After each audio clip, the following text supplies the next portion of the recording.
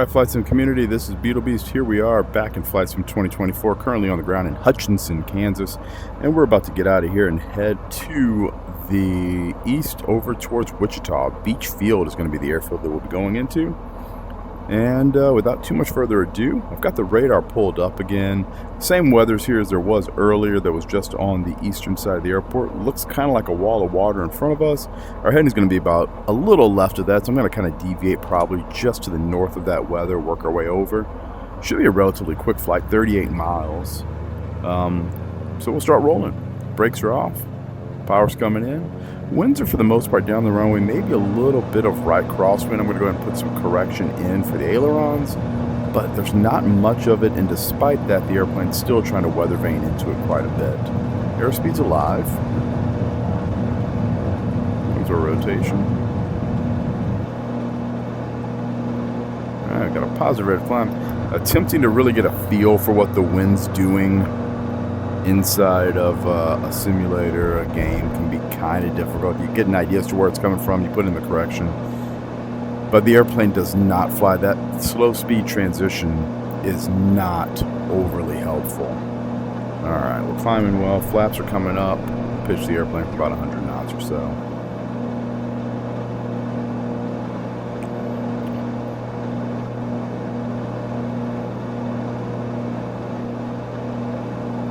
We're going up to about 3,500 feet again. At least that's going to be my plan. Like I said, we're going to step to the left of this weather here, stay to the north side of it. And we may not even have to deviate that much, as our course is already a little bit in this direction anyway. But that's going to be my plan. And we'll just try to use that to kind of keep ourselves honest. It looks like it's pretty clear over there, just a little bit further to the north. So if we roll out on about a heading up east, that might be enough to do it. We'll just kind of see where we're at.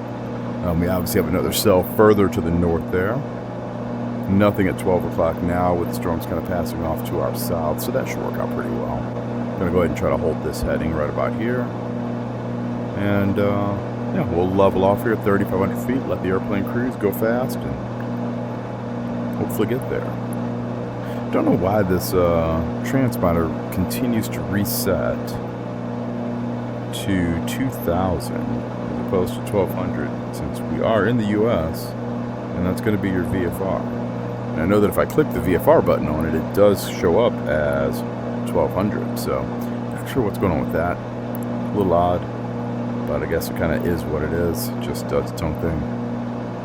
Take a look at that tower that's out there. And it's actually really good for the, I'm going to say this might be one of the few times in Flight Sim. I guess we're going up. We'll keep going a little bit. We'll just cruise here around 4. I really get a sense of the drift, and I'm going to keep my head up.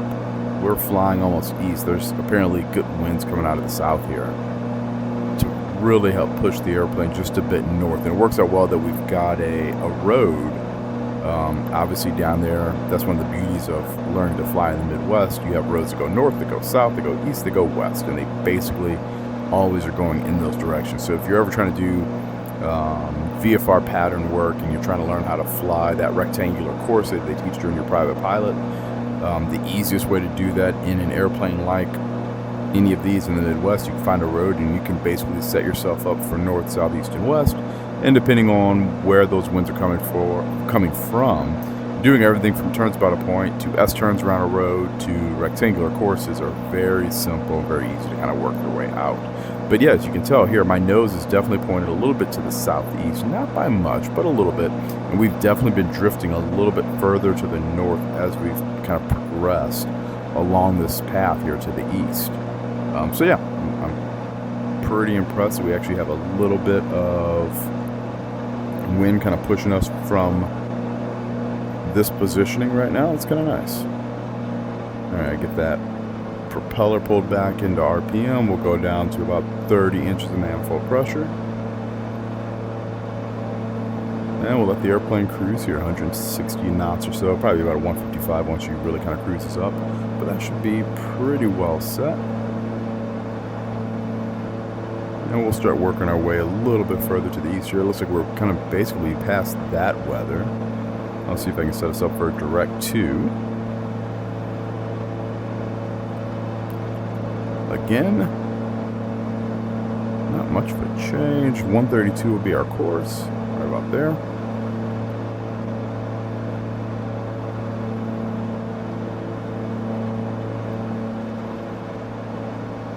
Kind of funky. You've got a lake right in the middle of that road. Looks like the road actually jogs around the lake and keeps going. That's kind of funny.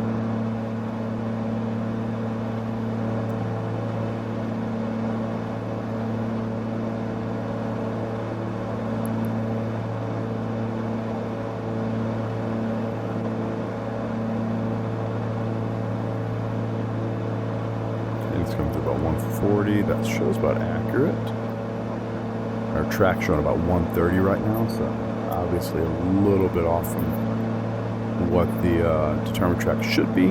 Obviously, like I said, a little bit of wind coming out of the south. And it's funny, I mean, we're doing 160 knots right now, relatively level, and it feels as if we're going significantly slower than this. There's 154 on the ground speed, so that's not bad. It's just, it does not feel like we're cooking like that. I must just be getting used to this 210. Only 26 miles. Obviously, if we were trying to do this in real life, we would be going significantly further. I mean, in an airplane, I can sit in a seat for a couple hours before I start really getting tired of being in the airplane itself. I do not have an iron butt. I'm not one of those guys who's going to sit there for 7 hours or something going, oh, this is great. But I can easily put in a couple hours of happiness and just enjoy it. But in the sim, I get bored with it. Well, not too quickly. I enjoy simming. But I think finding these little short legs like this has been a godsend for Kansas, because I really just don't want to be in this sim for an hour at any one sitting like that, without any interruptions, getting up, getting something to eat, getting something to drink, just doing something around the house for a few minutes, anything, getting outside and doing some work in the yard. All of it ends up being a little bit better than just being stuck sitting in the sim and flying around for an extended period of time. The same is true for even racing games or anything else that I kind of do. I want to have a break at some point. So having these little short flights where you can knock out a flight in 15 minutes or so, 15 to 20 minutes, while conversing or covering about 50 or 60 miles maybe at most, has been kind of nice, because it helps break up the flight, which, like I already said, Kansas is not my favorite state. I actually looked at doing this flight a little bit further. There's another airfield, another 50 miles or so past Beach Factory in Wichita. So I had thought about going there initially, and that was originally going to be my plan. I was like, I can just go ahead and go past Wichita and go to the next airport. But it was 100 miles away, and even though this airplane would have probably done that in 35 minutes, maybe a little bit longer, maybe 40, I didn't want to sit here for 40 minutes, not during this session. So we're going to go ahead, we're going to knock this leg out, land, and we'll pick up the next time a little bit further down the road. But all in all, like I said, I think I've got, I feel like I've got a pretty good handle on this 210. It flies kind of like a Cessna.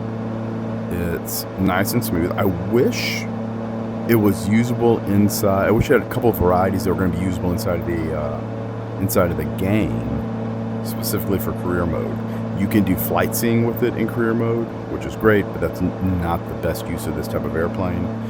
The fact that there's a 172 with a cargo variation, and then you have the 208 Caravan with a cargo variation. Yet the 210 doesn't have one, and this airplane is far more suited for cargo flying than a 172. And I know that the 172 in the game was developed for the sake of cargo flying. I don't want to say an afterthought, but it was to give you an opportunity to build your experience and skill in a small airplane.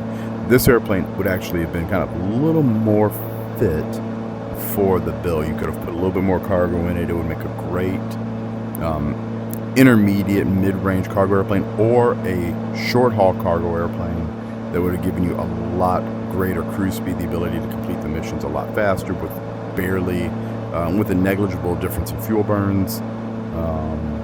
This would have been a really great airframe that they could have used for that. And sadly, they didn't. Wish they had. Wish they chose to do that. Maybe that type of integration can come later on, especially if you're able to just do a version of the airplane that didn't have the seats in it. I mean, it's really pretty simple. You remove the modeling for the seats and you're done.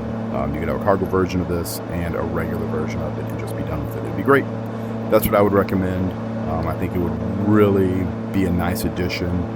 And considering the fact that I fly the majority of my missions inside of the career mode in the cargo stuff, I think it would be a great help to keep you in something that's bigger. Once again, something that's going to be similar to probably the oh gosh, I was going to say the otter, but it's not an otter, the beaver, the de Havilland Beaver that you have, which is also a light to mid cargo airplane in the game.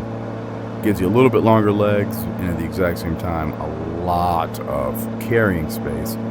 And even still, in that one, there is a cargo variation, I guess, but I don't remember it being particularly different than the regular. Probably just the seats missing and they input the boxes instead. So that's my recommendation. That's what I would do. Let's take a look at this airport over here and see exactly what the elevation is for Beach Factory. Beach Field is what I should probably say.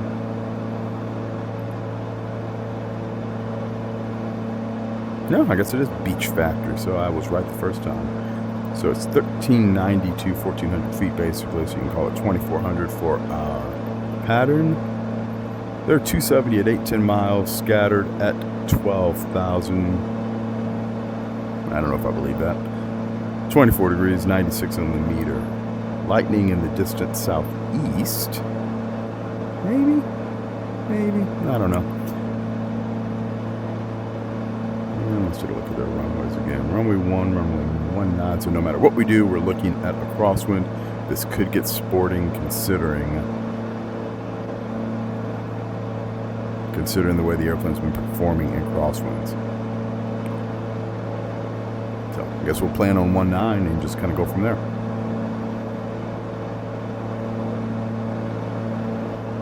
So downtown Wichita to the right. Let's start making that descent down to 2,400 feet.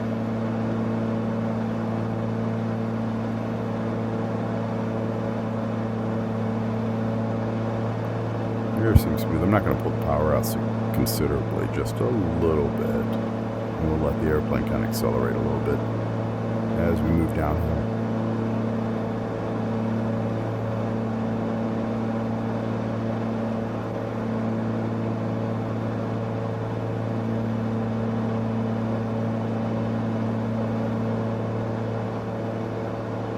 Doesn't look like we'd have to deal with maybe this little airspace right here, because we're going to go almost right over another small airport. One of the things about this particular area, there are so many little airports here around Wichita. I mean, this is kind of the aviation capital of the U.S. I mean, we really want to say kind of. This is the aviation capital of the U.S. When the aviation industry is doing well, Wichita will be doing well. When the aviation industry is struggling, Wichita will be struggling. You know, I've been to Wichita. I've done a couple training events out there over the years, and I always found Wichita to be an interesting place to be. I've always found that the town,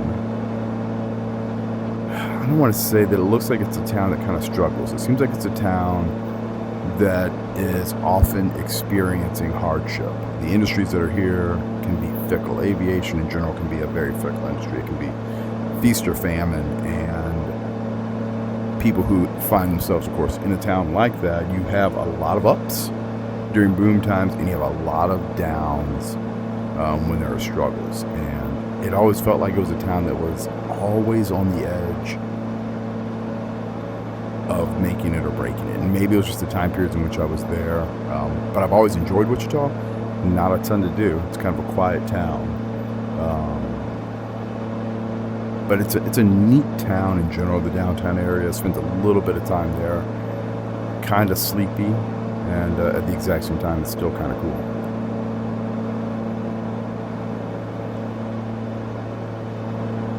All right, so we should be 5 miles from the runway. I think I see the tower. We'll make sure that we have the right airport in sight. Another airport right there to our left, which is, I believe, AAO. It's the other Wichita airport. I believe that one's a smaller runway. I actually want to say that they wanted us to fly the BizJet in there, and it wasn't going to work. It was right at our threshold minimums, and it just didn't seem like it would be the smartest move, so we went to a different airfield at that time. But I do believe that the one we're going to is likely the one straight ahead here, because I want to say that International over on that side of town. I believe that's the Air Force Base down there on that side. And this one here looks like my airport, about 3 miles ahead. I'm going to go ahead and start off on this right base. We'll kind of overfly that other airport, and then we'll make our visual in for runway 19. So they've done a good job of actually capturing Wichita. Buildings look really nice. Really wish they could just use the exact same stuff on the airfield that they do for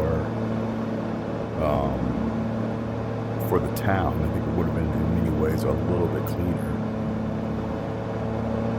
Alright, power's coming out, gear horn's coming on. So we've got a little bit of rain over on that side too.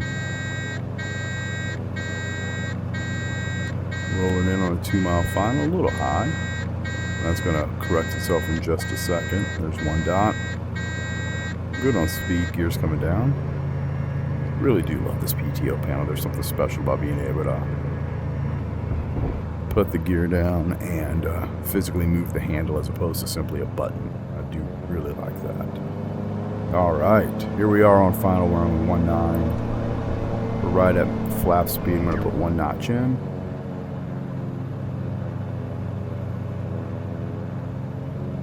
Decent winds coming around. I already said that this could be a bit sporting.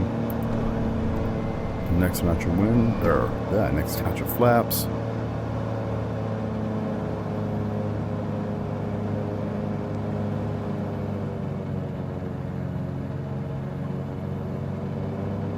This is one of those few places. There's a couple places in the U.S. where every time I land there, I'm expecting there to be some type of gusting winds, despite the fact they might tell you that winds are only 5 knots or calm.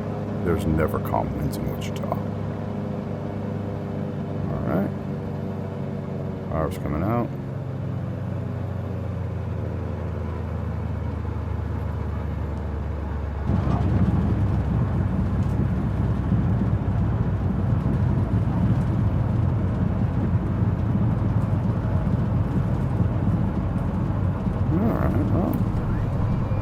Wasn't too bad. I think we'll try to make that next right turn. A little bit of raindrops coming down. Nice, easy, quick flight. I love the fact that I can knock 3 of these things out in relatively short succession here. And we'll make the right turn here, park at the base of the tower. All right, everybody. Well, thanks for watching. Hopefully that was a fun flight, and we'll be doing our next leg over to a smaller airport just to the east, another 50 miles or so, and then I think our legs might be getting a little bit longer as we attempt to exit Kansas. So, once again, thanks for watching. I appreciate you and your support for the channel, and hopefully I'll be able to help you guys out with some of your own cross-country planning. Maybe you guys will be helping me out to come up with new content for this channel, things you guys want to see. So thanks again for watching. Take care. We'll see you next time, and happy flight simming.